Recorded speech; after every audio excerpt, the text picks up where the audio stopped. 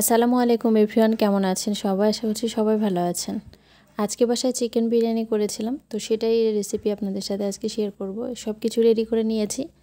প্রথমে মাংসটা আগে ম্যারিনেট করে রাখবো, এর জন্য লবণ দিয়ে নিলাম, জিরার গুঁড়ো দিয়ে নিলাম, ধনিয়ার গুঁড়ো দিয়ে নিয়েছি, লাল মরিচের গুঁড়ো দিয়ে নিয়েছি, আদা রসুন বাটা দিয়ে নিয়েছি,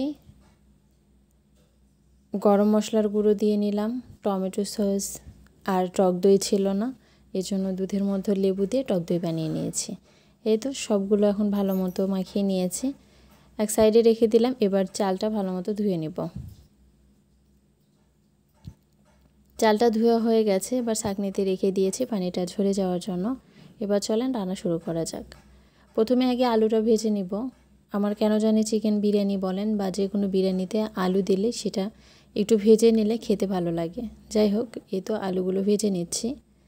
আলুগুলো ভেজে নেওয়া হয়ে গেছে। এবার এর মধ্যে পেঁয়াজ দিয়ে নিচ্ছি আর কিছু গরম মশলা, তেজপাতা, দারচিনি, লবঙ্গ আর 2টা সবুজ এলাচ।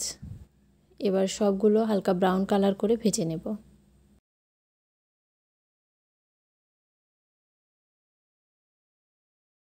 আমার এটা ভেজে নেওয়া হয়ে গেছে। এবার আগে থেকে যে মাংসটা ম্যারিনেট করে রেখেছিলাম তো সেটা দিয়ে নিলাম। দিয়ে এখানে কোনো পানি ব্যবহার করব না, এভাবেই ভালো মতো এটা কষিয়ে নেব।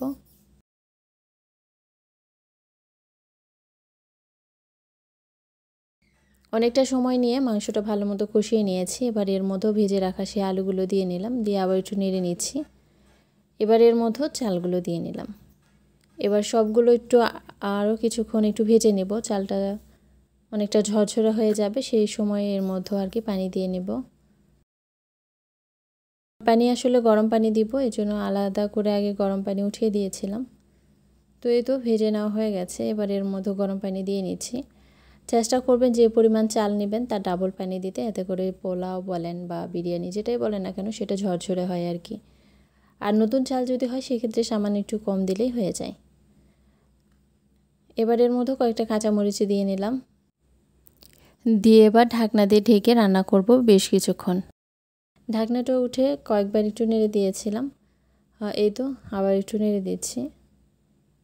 চুলার জালটা একদমই লোতে করে দিয়ে দমে রেখে দেবো এটা বেশ কিছুক্ষণ, তাহলেই চালটা ফুটে যাবে।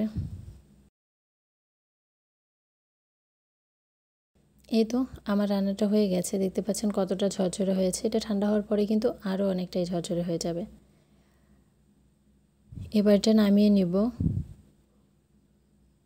উপরে সামান্য একটু পেঁয়াজের বেরেস্তা দিয়ে পরিবেশন করেছি। দেখতে পাচ্ছেন কেমন হয়েছে। দেখতে যতটা সুন্দর হয়েছে খেতে মাশাআল্লাহ আরও বেশি ভালো লেগেছে। যাই হোক, আজকে এই পর্যন্তই। সবাই ভালো থাকবেন, সুস্থ থাকবেন। আল্লাহ হাফেজ।